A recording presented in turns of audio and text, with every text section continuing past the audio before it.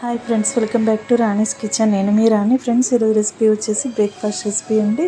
హెల్తీగా టేస్టీగా చేసుకునే బ్రేక్ఫాస్ట్ రెసిపీ.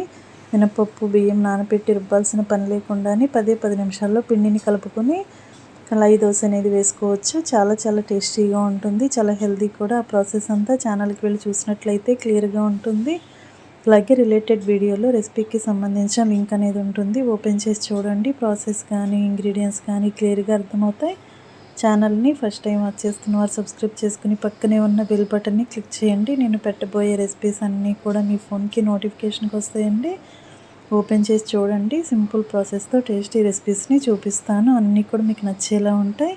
ఈ దోశ అనేది చాలా టేస్టీగా ఉంటుంది. ఒక దోశ తిన్నా కూడా కడుపు నిండినట్లుగా చాలా హ్యాపీగా ఫీల్ అవుతారు. ఆ ప్రాసెస్ అంతా తప్పకుండా చూడండి. మరొక రెసిపీతో మళ్ళీ కలుద్దాం. Thanks for watching. నేను మీ రాణి.